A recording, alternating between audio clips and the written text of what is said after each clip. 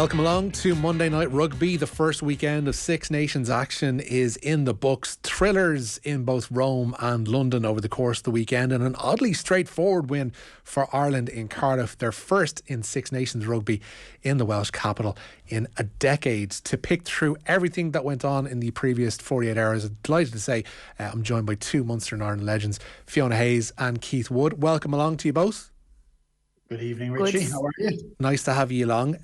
We'll start obviously enough with events in Cardiff. It was a brilliant start on all fronts for Ireland because those two tries in the opening 8 minutes essentially set the table for what was to come and put any fears of the Gatlin factor, the Cardiff factor, the roof factor, all of that went out the window, and it looked like Ireland had straight road in front of them and went on obviously to that 34 points to 10 win. Keith, I'll start with you because I don't want to detract from what Ireland did. I don't know if this struck anybody else, how bad Wales actually were in that first half. They were dreadful. They were poor, and I don't think they were given an opportunity to get out of it. Normally there is a little bit of ebb and flow, so a mistake will happen and you get a breath. And there wasn't any for about 35 minutes nearly. And for me, I thought it was an incredibly professional performance. I also thought it was an incredibly fatiguing performance. There were stats that came up on the screen at about 35 minutes that was 7 penalties to Wales, only 1 to Ireland. There was 3.5 times the number of tackles were made by Wales compared to Ireland.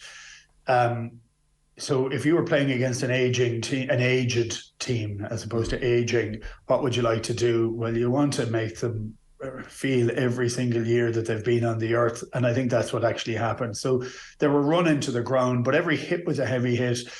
I often talk about heavy hits because I know what they take out of the opposition. It's the best James Ryan's played for a long while.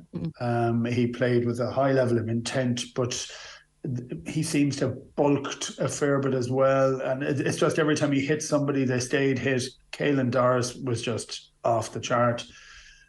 And well, for me, and I have to talk about him because he's a hooker, Dan Sheehan is just setting the world alight. I mean, for me, it's to have played in that position and to get excited when you see somebody bringing it to an entirely different level, and he has been. Every performance he's played seems to have upped a little bit. So I enjoyed every part of it. And when you talk about Wales, which is the question you asked me, Wales just didn't get a look in. So they needed a lot of things to go their way, but I thought their selection was a little bit off. I'd have put Reffel on from Leicester. He's just a nuisance. He's a guy to slow things down. Every ruck for Ireland was at 1,000,000 miles an hour. And because of that, armchair for 9 and 10. And Ireland were in total control. And Wales looked shell-shocked. Yeah, Fiona, it was a brilliant performance from front to back for Ireland. We'll start, I guess, with that pack. The second row in particular, James Ryan and Ty Byrne had, I don't want to say games of their lives, but they were certainly operating at a level that suggests that they are very much world beaters at this stage. Yeah, I agree with Keith, especially around the James Ryan point. I thought he was absolutely exceptional. A lot of people, pundits, have spoken, that he quite hasn't lived up to, I suppose, his early hype, but this was definitely a game where I just thought he looked big, he looked strong, he was clinical in everything he did. Ty Byrne the same. You're looking at that pack. Well, I'm sure people will have opinion, but you're looking at that pack going forward, and there isn't very many changes you'd be able to make.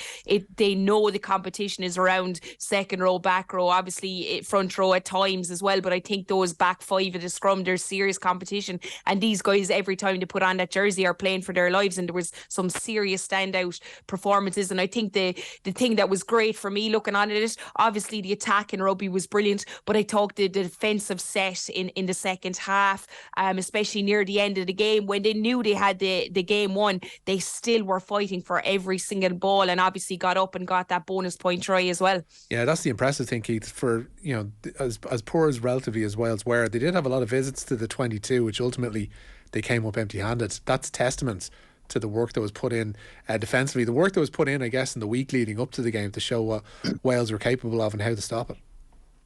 Well, I think there's a fair element of that. And also, and we've definitely discussed this, but from Joe Schmidt's period of time, there has been a change because Farrell wanted to play differently. That took a period of time. I think there are subtle improvements consistently. You can see it because it seems as if the foundation has been built. So that doesn't mean anything in terms of, it doesn't mean we're guaranteed to win the Six Nations. It doesn't mean that we break our duck at the World Cup in the quarterfinals. But what it means is that there doesn't seem to be any resting on the laurels at all. I was stunned at the very end. Just to mention Wales, I thought they were so tired at the end. Van der Fleer ran in. There were two players he ran between, but as if they didn't even see him. Their movement had gone into slow-mo, and so nobody laid a hand on him. Now, they mightn't have been able to stop him, but they still should have made a tackle and didn't. And they were shattered by the end of it. So, look, I think the team looked well. I wanted to make one comment, if I can. A couple of years ago, I was saying, it's about time for Johnny Sexton to hang up his boots. I was worried with the amount of bangs he was getting, and I looked at it quite binary. He should be played or he shouldn't be played. It was as simple as that. And the way he was playing for me was destructive for him. And I worried for him as a player. And it's great to admit that when you're wrong, because there was a third option. And the third option was Farrell said, well, let's structure a way that you can have him pulling all the strings, but it isn't all on the gain line. No, it doesn't take him away from the gain line. And he pulled every string. But there are 7 or 8 or 9 options for him every time he has the ball in his hands. And that is fantastic. And they're not options that have to be split second without getting smashed with it. So he seemed to play into that very well. And I have to say, when Ross Byrne came on, he did the exact same. And so that was quite comforting. And then, of course, if we flip it back one day previously, we saw something very similar in the under-20s with Prendergast playing a very thinking game at 10, plucking as many different options as he could and trying to make the right one all the time. Made a few wrong ones. He's going to make many wrong ones. But it was a nice style of play that seems that we might be able to protect Johnny long enough, So look, I thought it was an incredible first half. I mean, truly extraordinary, and an extraordinary last 10 minutes. And I did think we lost our way for a bit, and so understand once the momentum comes for a team, you then get penalised off the park, and that happens. But I don't know whether we just didn't quite fully focus or whatever it was, but we were off the mark actually in the second half. But in many respects, that's great because we dealt with a huge surge of Welsh play, albeit not great play. And that is just a sample of tonight's Monday Night Rugby with Fiona Hayes and Keith Wood. There is another one lurking somewhere about here on our YouTube page, so look out for that. And if you want to consume the whole thing, and indeed all of our amazing OTB Rugby podcasts, then all you have to do is subscribe to the OTB Rugby feed wherever you happen to consume those podcasts.